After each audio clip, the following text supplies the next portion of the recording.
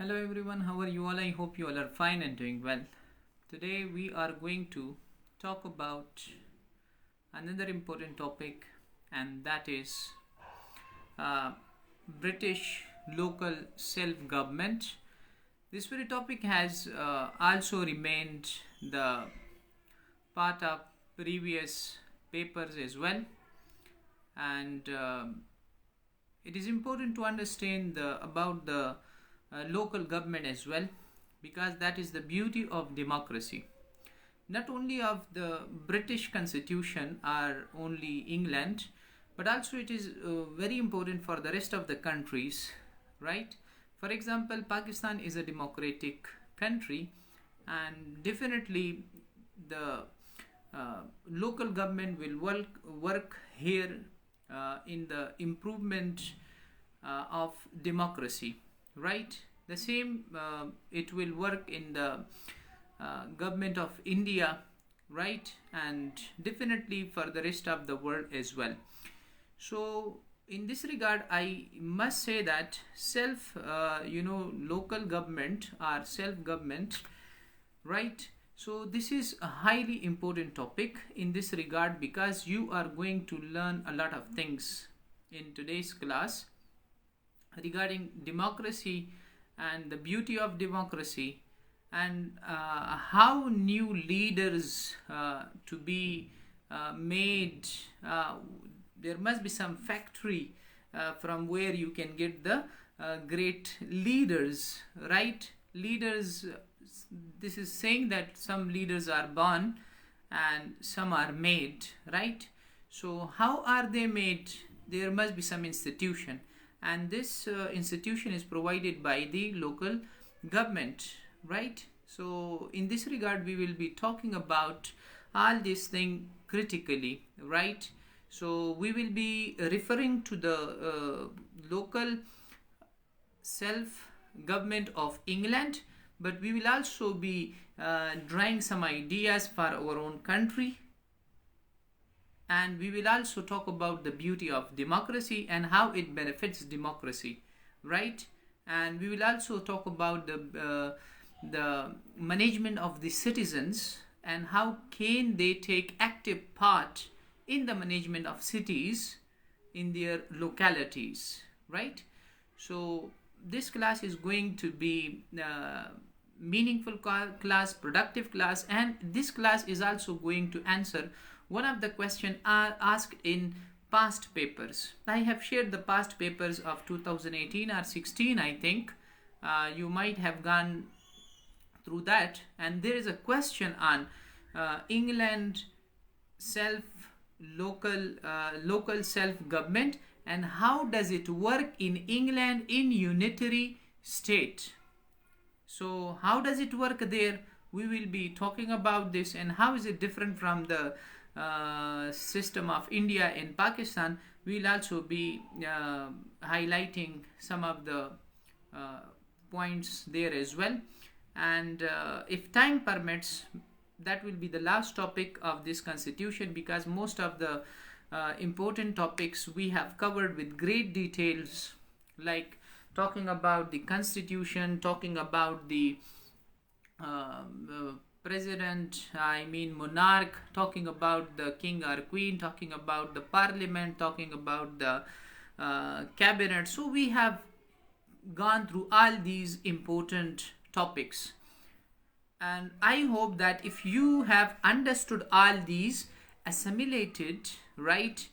Assimilated means that zahin nashin karana, right? So if you have assimilated all these topics, nobody can stop you getting 20 out of 20 marks in the paper whenever there is a question from Constitution of UK, right?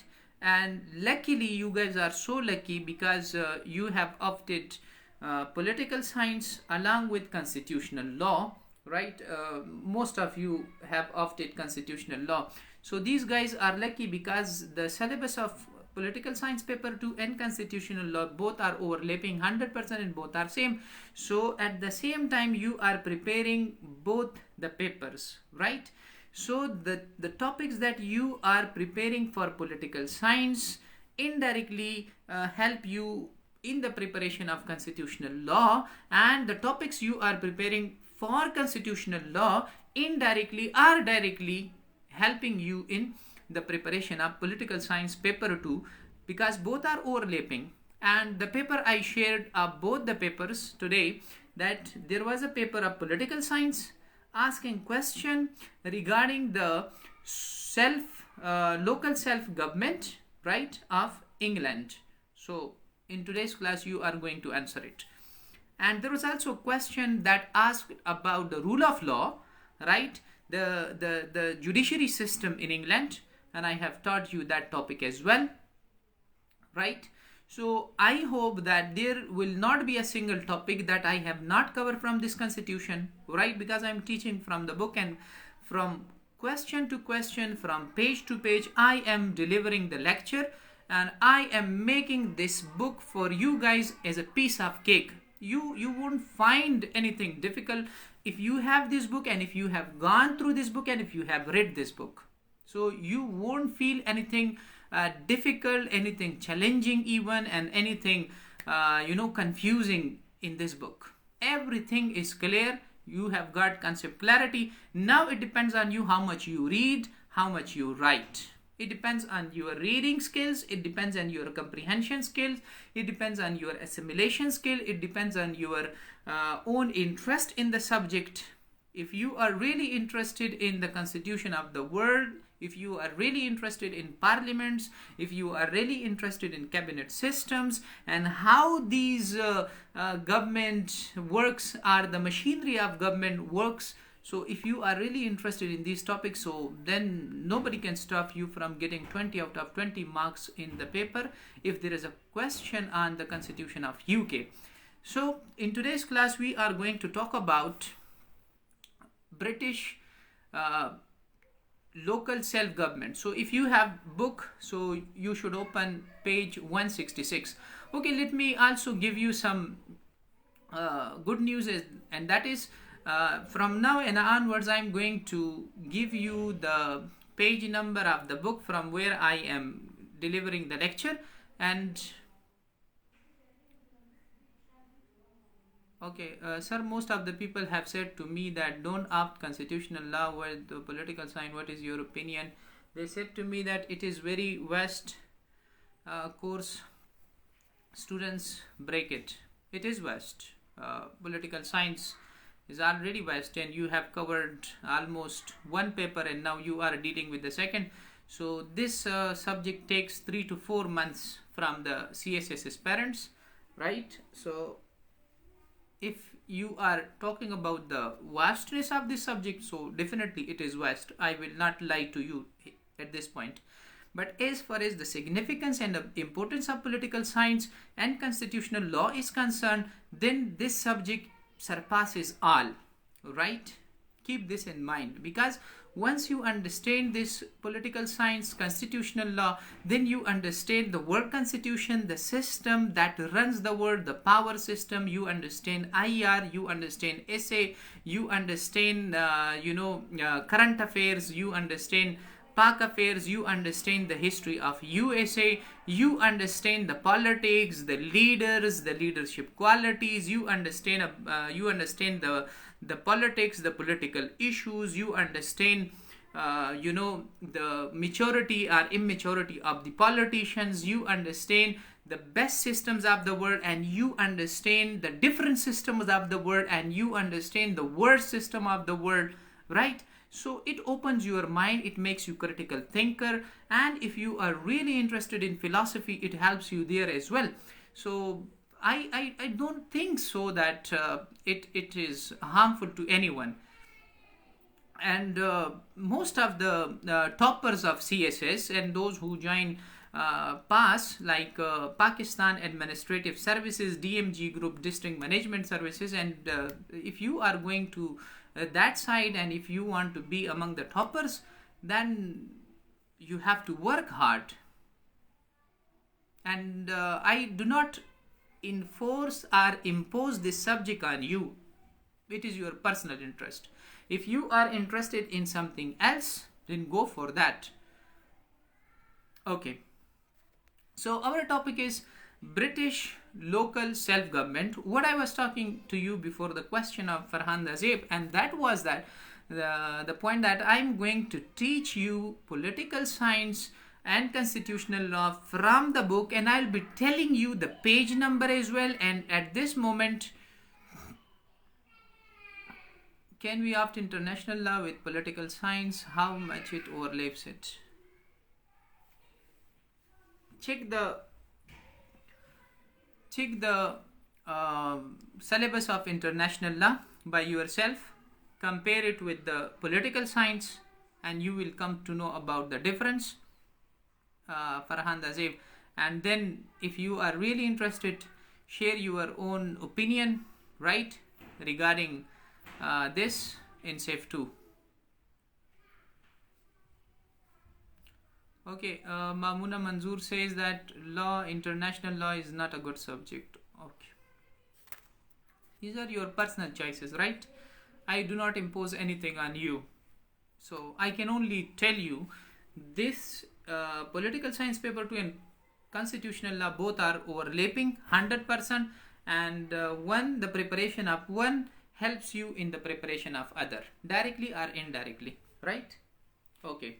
Now, let me tell you the new methodologies of my teaching, and that is have this book in front of you while I am delivering lecture, and I'll be teaching you from the paragraphs as well. I'll be telling you this line or this quotation is important, underline it, and then you have to underline it as well for yourself, right? So let's move on to our topic, and that is from page 166, and our topic is British local self-government. So let me tell you about the importance of this. First importance, थोड़ा सा importance बता दूं, फिर आपको लिखना आसान है, आप सब अब लिख सकते हैं आसानी से. तो जो हमारे पास डेमोक्रेसी होती है, डेमोक्रेसी की खूबसूरती जो है वो सेल्फ गवर्नमेंट से आती है या लोकल गवर्नमेंट से आती है, ठीक है.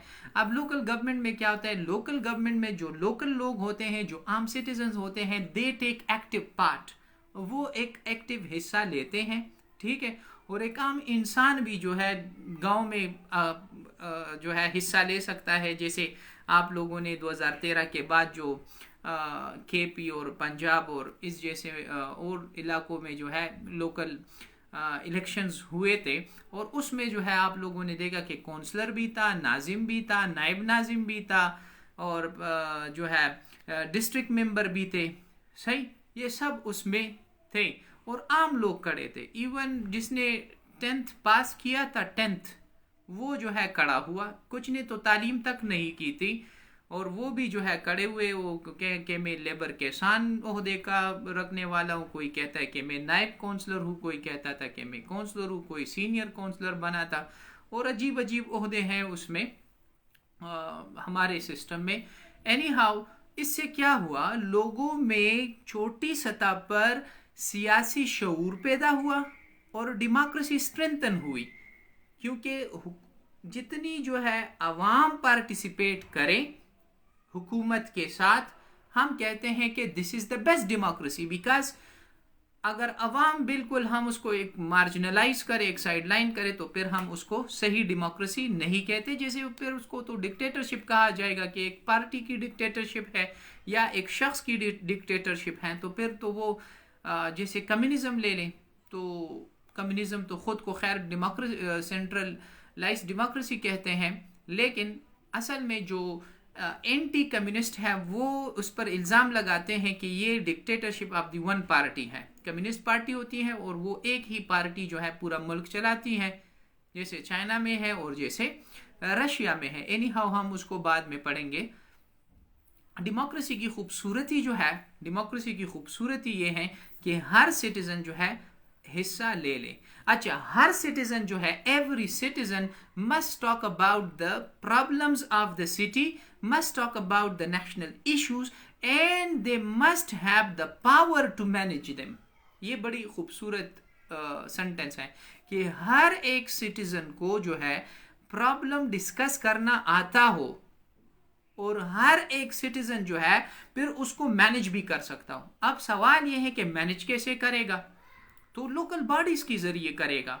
जैसे अगर आप लोगों ने देखा हो, पिशावर का एक अपना एक नाजिम होता है, ठीक है, उसके नीचे जो है एक नायब नाजिम होता है, और उसके नीचे भी फिर डिस्ट्रिक्ट मेंबर्स होते हैं, और चलते चलते यहाँ तक आ जाते हैं कि आपकी गली के साथ भी कोई ना कोई जो लोकल गवर्नमेंट का बंदा है होता है, जो छोटे मोटे काम कर सकता है। जैसे अगर नाला बंद है तो उसको खुलवा सकता है, साफ सुथराई का काम होता है तो आप जा सकते हैं, उसे कह सकते हैं कि हमारे जो सड़क है घर के सामने उसको थोड़ा सा जो है साफ किया जाए, तो अगले दिन जो है उसके नुमाइंदे आ जाते हैं और उसकी सफाई कर लेते हैं, ठीक है।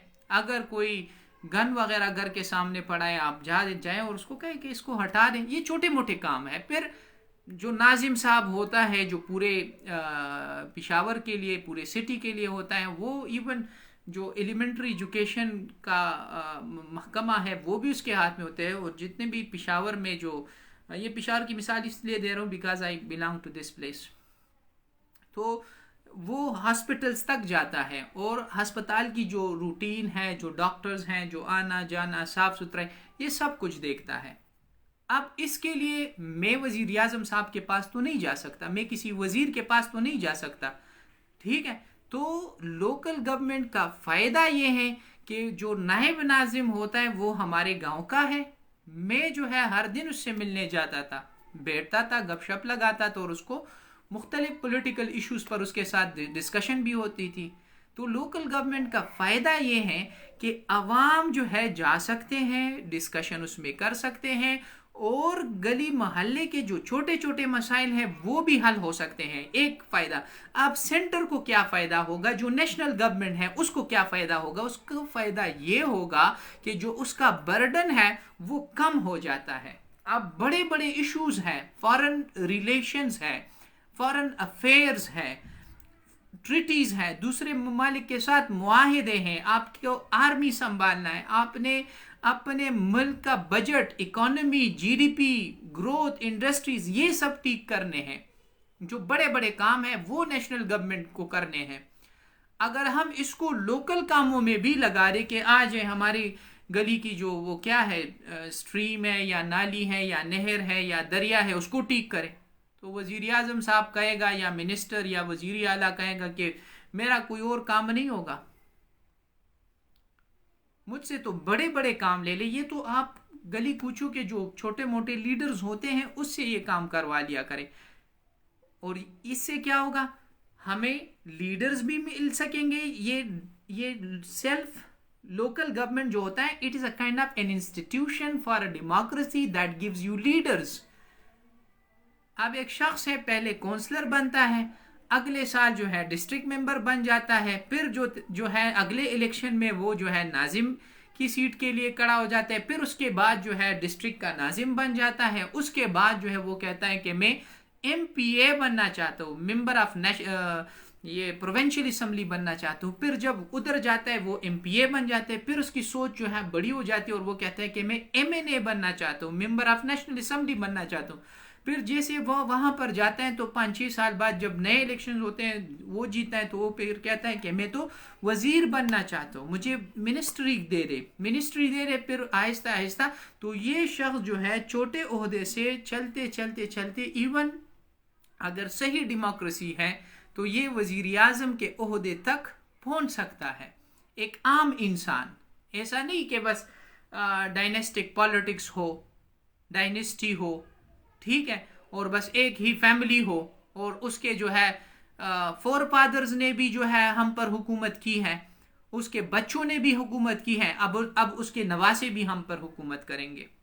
ऐसी बात नहीं है कि बस ये 22 खानदान है और ये 10 खानदान है और ये 2 खानदान है, या दो ही पार्टियां हैं और उसमें भी जो है निपोटिज्म है और फेवरेटिज्म है और अकरबा परवरी है, और इसमें भी जो है ओहदे सिर्फ और सिर्फ अपने ही लोगों को दिए जाते हैं। सही। तो ये फिर जो है सेल्फ जो लोकल सेल्फ गवर्नमेंट होता है, ये इसके फवायद हैं कि आपको आम आदमी में से भी जो है एक लीडर मिल सकता है। दूसरा फायदा, जो नेशनल गवर्नमेंट है वो बड़े बड़े कामों पर तवज्जो देगा, और जो लोकल मसाइल हैं वो लोकली जो है यही मेंबर्स जो है वो हल करेंगे। और ये हर मुल्क में तकरीबन यही बातें हैं, चाहे इंडिया है, चाहे पाकिस्तान है, चाहे इंग्लैंड है। अब इंग्लैंड का जो लोकल सेल्फ गवर्नमेंट है, इनका जो है बड़ा ज़बरदस्त है। चंद चीज़ें बताता हूँ। एक तो ये है कि इनका जो लोकल सेल्फ गवर्नमेंट का सिस्टम है, ये किसी इन लोगों ने आइन में नहीं डाला है और ना ही बनाया है, बल्कि ये खुद जो है it has come through history, through the process of evolution के ज़रिए जो है बस ये आया है। पहले एंग्लो सैक्सन के दौर से ही जो है किंग ने छोटे छोटे इलाके बनाए थे और उनको कहा था कि आप अपने मसाइल इस तरीके से हल करें। फिर ये जो है नॉर्मन का क्वेस्ट हुआ, उसमें भी ये चलता रहा, आ गया। और फिर 19वीं सदी में जो है उसके लिए मुख्तलिफ कानून साजियाँ की गई। ठीक है, यहाँ पर 1885, 1888, 1894, 1929 और फिर 1933 जो है उसकी रिकंस्ट्रक्शन की गई और इस सिस्टम को मजबूत बनाया गया इंग्लैंड में। ठीक है, अब चंद चीज़ें हैं नुमाया है, जल्दी जल्दी पढ़ना चाहूँगा क्योंकि वो टेक्निकल चीज़ें हैं, आप लोग जो है फिर बुक को खोल कर खुद ही समझ जाएंगे। ठीक है, आसान है। जो मेन फिलॉसफी थी सेल्फ लोकल गवर्नमेंट की, वो मैंने आप लोगों को पढ़ा दी कि असल में ये होता क्या है, इसका सिग्निफिकेंस क्या है, फ़ायदा क्या है, और जिधर ना हो तो फिर नुकसान क्या है। अब आप इस पर एक पूरा ज़बरदस्त ऐसे भी लिख सकते हो। ठीक है, पेपर में अगर आ जाएं तो 4-5 पेजेस का एक आंसर भी आप लिख सकते हो और आसानी से ये 20 मार्क्स हासिल कर सकते हो, और ये पास्ट पेपर का हिस्सा भी आया है। अच्छा, जैसे हमारे इलाकों में जैसे मैंने कहा कि काउंसलर होता है, फिर जो है नाजिम होता है, डिस्ट्रिक्ट मेंबर वगैरह, तो ये छोटे ओहदे से आहिस्ता आहिस्ता बड़े ओहदे की तरफ जाते हैं। उधर भी ऐसा है, लेकिन उन लोगों ने नाम सिर्फ अलग रखा हुआ है। पहला नाम आता है, ये पॉइंट लिखे, शाबाश सब लिखे, ये बिल्कुल सोना नहीं है, बिल्कुल गूंगों की तरह सुनना भी नहीं है। ठीक है, कि बस सिर्फ सुनते रहें, कुछ ना कुछ लिखे भी। The parish. और नेक्स्ट क्लास में आप लोगों के पास बुक होनी चाहिए लाजमी, और मैं आप लोगों को इवन पैराग्राफ भी बताऊंगा, सेंटेंस भी बताऊंगा, आपने उसमें अंडरलाइन भी करना है, और जो इम्पोर्टेंट पॉइंट्स होते हैं आपने उसको जो है अंडरलाइन करना है, हाईलाइट करना है, ताकि फिर जब नेक्स्ट टाइम बुक पढ़ो तो आपको ये अनजान चीज़ ना लगे कि ये सर हमें कहाँ से पढ़ा रहा था, किस लाइन था, कौन सा पेज था, कौन सा चैप्टर था, कि बिल्कुल लकीर के फ़कीर ना हो। ये जो हमारे यूनिवर्सिटीज़ और कॉलेजेस और जो स्कूलों का सिस्टम है, थोड़ा सा इससे बाहर निकलना होगा। ठीक है, लेक्चर मेथड है, ठीक है, अब ऑनलाइन भी लेक्चर मेथड ही चलता है, इसमें क्लास पार्टिसिपेशन इतनी कम होती है कि मैं अभी आप लोगों को नहीं सुन सकता कि मैं नहीं पढ़ाऊँगा, आप लोग ये पैराग्राफ आप पढ़े, ये पैराग्राफ आप पढ़े, और मैं आप लोगों को इंगेज रखूँ और उस पर हम फिलोसॉफिकल डिस्कशन भी करें, क्रिटिकल थिंकिंग भी अप्लाई करें। ये थोड़ा सा इसमें ऑनलाइन क्लासेस में ये कमी रहती है। एनी हाउ, लेकिन मैं जो हूँ आप लोगों को टफ टाइम दूंगा, रीडिंग भी दूंगा, आप लोगों को राइटिंग के लिए भी दूंगा टाइम, वीकली टेस्ट भी होंगे, साथ में मंथली भी होंगे, तो जो कमी है हम इस तरह पूरी करेंगे। और इंटेलिजेंट स्टूडेंट जो होते हैं, they adjust themselves with the teacher and time, वो टीचर और टाइम के साथ एडजस्ट करते हैं खुद को, तो आप लोग भी एडजस्ट करें। अच्छा, पैरिश। पैरिश क्या है? पैरिश जो है, it is the smallest unit of local government. ठीक है, ये बिल्कुल स्मॉलेस्ट यूनिट होता है, तकरीबन इसमें 300 लोग हो तो एक पैरिश बन जाता है। उसका अपना एक काउंसिल होता है जिसमें 10 to 15 मेंबर्स होते हैं, और यही 10 to 15 मेंबर जो है फिर मसाइल हल करते रहते हैं। ठीक है, अब मसाइल कौन से हल करते हैं रहते हैं, या इसकी जुरिस्डिक्शन में या दार इख्तियार में कौन कौन सी चीज़ें हैं, चलो उसको भी ले लेते हैं। They protect the local rights of the people and are also sometimes interested with the care of water supply. ठीक है, and the repairing of footpaths, के वाटर सप्लाई, पानी नहीं आ रहा, ट्यूबवेल ख़राब है। ठीक है, या जो है आप जाते हैं और आप कहते हैं कि जनाब आप जाएं और फुटपाथ ये रास्ता थोड़ा सा ठीक करें, ये ख़राब है, तो इसका छोटा सा फंक्शन है। अब इसके बाद हमारे पास है दूसरा, वो है the rural district. The rural district, ठीक है। अच्छा, बुक नेम सुलेमान दिमराल, बुक नाम तो world constitution by S L केले। ठीक है, ये बुक नेम है। यहाँ इस ग्रुप में मैंने बुक के पिक्चर्स भी शेयर किए हैं, बुक भी शेयर की है, तो काइंडली आप उसको फिर क्लास के बाद देख लें। द रूरल डिस्ट्रिक्ट, अब ये जो है ये थोड़ा सा बड़ा है उससे। जब ग्रुप ऑफ पैरिश जो है, ग्रुप ऑफ पैरिश ये मिल जाए और एक ग्रुप बना ले, ठीक है, तो और ये फिर इतना डेवलप जगह ना हो, मतलब देहाती हो, देहाती, रूरल नाम से भी जाहिर है रूरल डिस्ट्रिक्ट, तो फिर इसको रूरल डिस्ट्रिक्ट कहा जाता है और इसका फंक्शन थोड़ा बड़ा हो जाता है। इसके फंक्शन में हमारे पास आ जाता है कि इसमें सैनिटेशन भी है, वाटर सप्लाई भी है, पब्लिक हेल्थ भी है, management of minor roads and the like, छोटे मोटे रोड्स, गली मोहल्ले ठीक करना, ठीक है, सैनिटेशन और ये सब कुछ इसमें आ जाता है। फिर जब तरक्की आती है इंग्लैंड में, इंडस्ट्रियाँ लगती हैं, तो लोग जो है सिटीज़ की तरफ भागना शुरू कर देते हैं और वहाँ पर जो इवन जो गांव हैं, जो देहात हैं, वो भी सिटीज़ में चेंज होने लगते हैं with the advancement of time, technology and industries. जैसे पिशावर में हो रहा है अर्बनाइजेशन, हम इसको कहते हैं, अर्बनाइजेशन हो रही, देहात ख़त्म हो रहे हैं, जो एग्रीकल्चर के लैंड्स हैं, इवन पिशावर में तो मुझे नज़र ही नहीं आते कि कहीं पर अभी एग्रीकल्चर लैंड कोई हो। ठीक है, लोगों ने ज़मीन भी बेच दिए, घर भी बना लिए, टाउन्स भी बना लिए, मुल्क का बेड़ा भी गर्क कर दिया। ठीक है, ये तो अच्छी बात नहीं, आप लोग खुद ही समझदार हैं। तो अर्बनाइजेशन, तो अब इसको कहते हैं अर्बन डिस्ट्रिक्ट। अब अर्बन डिस्ट्रिक्ट जो है और रूरल डिस्ट्रिक्ट में क्या फ़र्क है? रूरल डिस्ट्रिक्ट ये देहात टाइप होता है, इसने इतनी तरक्की नहीं होती। जब ये ज़्यादा तरक्की करता है, सिटी में चेंज हो जाता है, इंडस्ट्रियाँ लग जाती हैं, डेवलपमेंट काम हो जाते हैं, सड़कें बन जाती हैं, ठीक है, BRT जैसे प्रोजेक्ट्स लग जाते हैं, बड़े बड़े हॉस्पिटल्स, बड़े बड़े स्कूल्स लग जाते हैं, यूनिवर्सिटियाँ लग जाती हैं, तब जो है फिर ये अर्बन डिस्ट्रिक्ट में चेंज हो जाता है। और इंग्लैंड तो आप लोगों को पता है कि हाईली इंडस्ट्रियलाइज कंट्री है, G7 में शामिल है, और इस लिहाज से अगर देखें तो रूरल डिस्ट्रिक्ट की तादाद है that decrease with the passage of time and the urban district increase. ठीक, इसके साथ इससे भी एक इसका फंक्शन भी यही है, लेकिन थोड़ा सा चेंज है। पब्लिक हेल्थ को भी देखता है, सैनिटेशन, वाटर सप्लाई जैसे रूरल और पैरिश देखते हैं, ये भी देखता है। ये गैस, इलेक्ट्रिसिटी और ट्रेनवेज को भी देखता है। ठीक है, और अगर इसमें जो लोगों की तादाद 20,000 से ज़्यादा हो तो फिर ये पूरा एक एलिमेंट्री स्कूल भी जा सकता है, उसको भी देख सकता है, इवन टिक भी कर सकता है, फंड इनके पास होते हैं। अच्छा, अब आते हैं एडमिनिस्ट्रेटिव काउंटी की तरफ। एडमिनिस्ट्रेटिव काउंटी जो है ये फिर इनसे भी बड़ी, जो largest most important area of local self government है, उसको हम कहते हैं एडमिनिस्ट्रेटिव काउंटी। ठीक है, अब एडमिनिस्ट्रेटिव काउंटी जो है ये क्या काम करता है? इसके फिर इसमें तीन बॉडीज काम करते हैं। एक चेयरमैन साहब होता है, दूसरा काउंसलर्स होते हैं, और तीसरा जो है एल्डरमैन होते हैं, ALDERMEN। ये नाम थोड़ा सा एल्डरमैन आप लोगों ने ठीक लिखना है। तो ये तीन होते हैं। लोग क्या करते हैं? लोग इलेक्ट करते हैं काउंसलर्स को। ये काउंसलर फिर क्या करते हैं?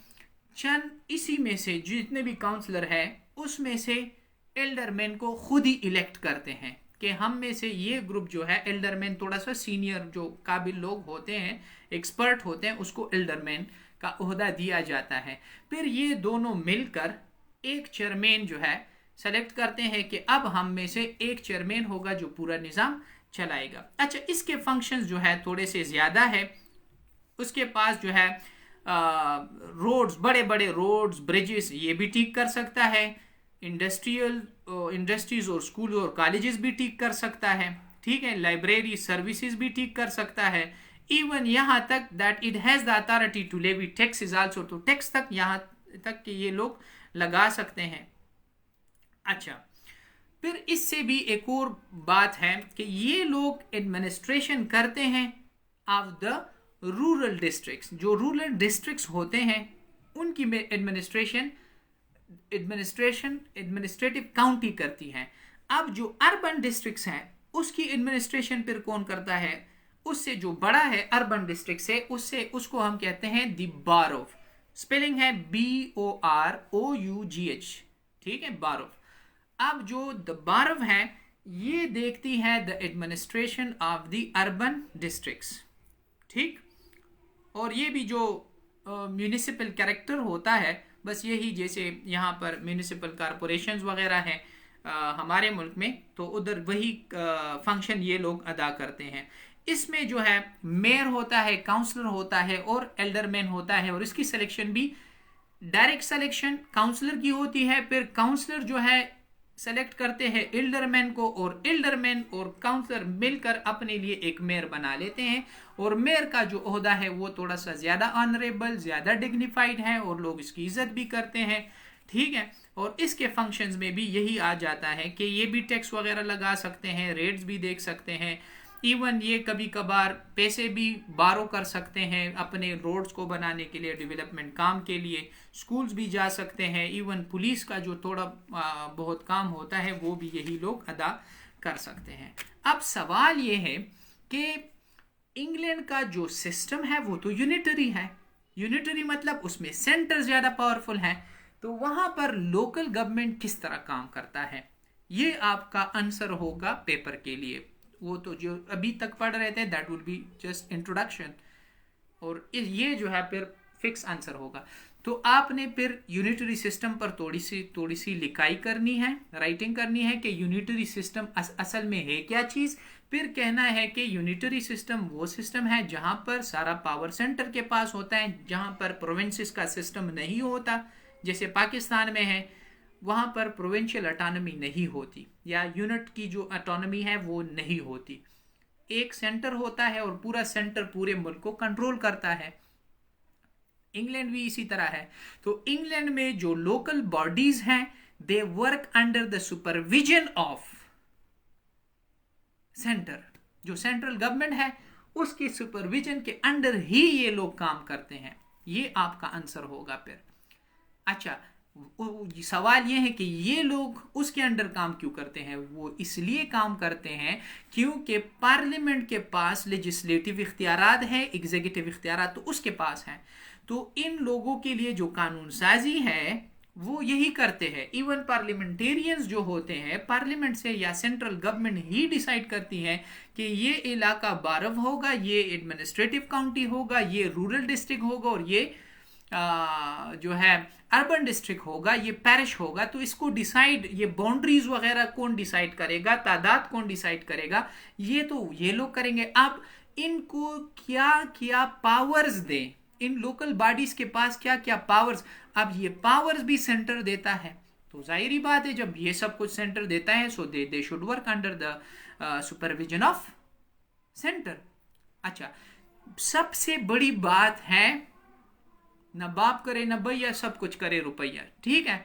सो मनी मेक्स द मेयर गो, ये बड़ी बात है, मनी मेक्स द मेयर गो, ठीक है, कि सब कुछ तो पैसा करता है। तो इन लोगों को लोकल बॉडीज जो होते हैं सेंटर की तरफ से इनको ग्रांट्स, एड्स और पैसे मिलते हैं। अब जब पैसे इनको मिलते हैं, पैसे लेकर ये खर्च करते हैं। अब जब खर्च करते हैं तो सेंटर के पास ये अथॉरिटी है कि वो इंस्पेक्ट कर सके कि ये लोग ये जो पैसे खर्च कर रहे हैं कहाँ पर खर्च कर रहे हैं, सही खर्च कर रहे हैं, गलत खर्च कर रहे हैं। उसके पास ये इख्तियार होना चाहिए लॉजिकली, और उनके पास ये इख्तियार है भी, ठीक है। और फिर ये लोग जो पैसे देते हैं उसकी जो एक्सपेंडिचर या जो खर्चा स्पेंडिंग होती है देखा जाता है। अगर सही है तो इंस्पेक्शन कमेटी रिपोर्ट तैयार करती है, और ख़ास जो मिनिस्ट्री होती है उसको रिपोर्ट करती हैं या पार्लियामेंट को रिपोर्ट करती हैं कि फ़ला जगह पर काम ठीक है और फ़ला लोकल बॉडीज़ ठीक नहीं है, करप्ट है, या उसमें ये मसला है। तो उसको जो है फिर कहा जाता है कि आप अपने डिफेक्ट्स जो है, जो खामियां है वो निकाल दें। नहीं निकाल सकते, फिर एक दफ़ा, दूसरी दफ़ा, तीसरी दफ़ा अगर ये फेलियर जारी रहा तो फिर उसको ख़त्म कर दिया जाता है, ठीक है। और इवन हेल्थ मिनिस्ट्री को ले लें, वो सब कुछ अपने जो है पावर्स में ले लेती हैं, और जो खास डिपार्टमेंट्स होते हैं लोकल बॉडीज़ की जगह पर वो काम करते हैं। अब जैसे यहाँ पर हमारे पास तहसीलदार और पटवारी, चलो ये तो उसका अपना एक ओहदा होता है, ये असिस्टेंट कमिश्नर हो गया या डीसी वगैरह हो गए, ठीक है, या जो म्यूनसिपैलिटीज़ होती हैं, तो ये जो है फिर लोकल बॉडीज़ चूँकि अब नहीं है, उसकी जगह ये लोग अपना सब कुछ संभालते हैं और काम कर रहे हैं, ठीक है। इसी तरह फिर इंग्लैंड में भी होता है। अच्छा, इसके लिए जो डिपार्टमेंट्स हैं जिसके अंडर ये लोकल बॉडीज काम करती हैं, तो मिनिस्ट्री ऑफ हेल्थ है, होम ऑफिस भी है, बोर्ड ऑफ एजुकेशन भी है, मिनिस्ट्री ऑफ एग्रीकल्चर भी है, ये सब काम करते हैं। लेकिन इस सब के पास जो है ये इख्तियार नहीं है कि लोकल बॉडीज से इख्तियारात ले ले, बल्कि सिर्फ और सिर्फ उसको सुपरवाइज करे, उस पर एक चेक रखें। बाकी इससे ये बात नहीं है कि उसकी ऑटोनॉमी ख़त्म करे।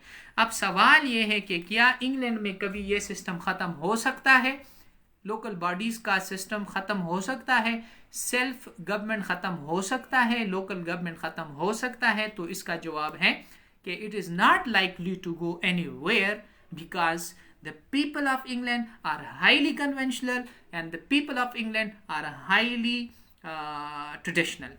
तो ये ट्रेडिशन चला आ रहा है, एंड दे आर efficient. जो लोकल बॉडीज हैं they are efficient, they are producing excellent results so far, so it is unlikely that they would go anywhere or they would diminish.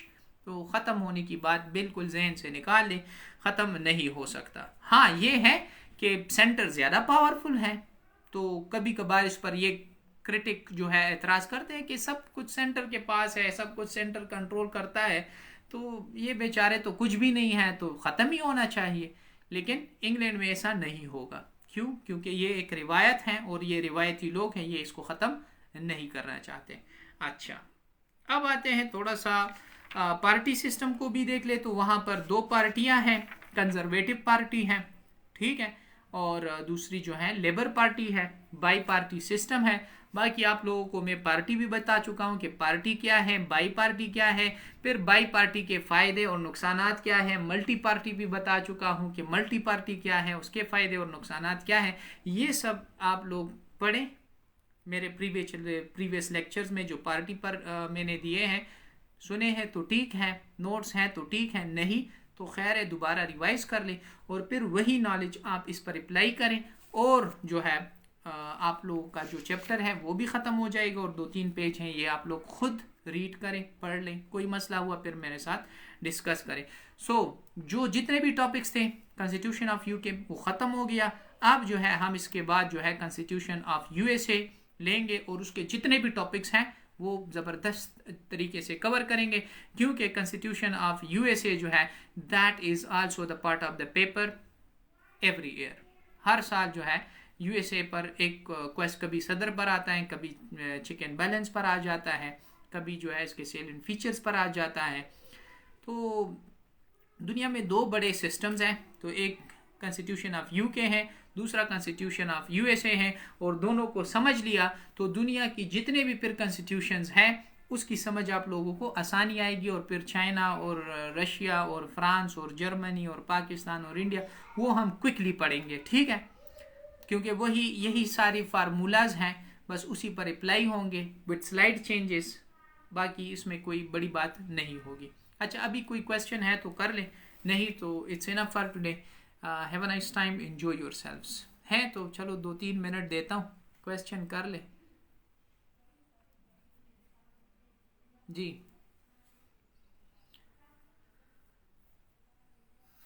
मुझे क्वेश्चन आप लोगों का नज़र नहीं आ रहा, ठीक है। ये क्या है कि local bodies under the supervision of national, जी बिल्कुल, और इसी तरह लिखे, यही बातें लिखे आप लोग पेपर में, and that is the exact answer, ठीक है, बिल्कुल आपका एग्जैक्ट आंसर है, और एग्जामिनर भी खुश होगा।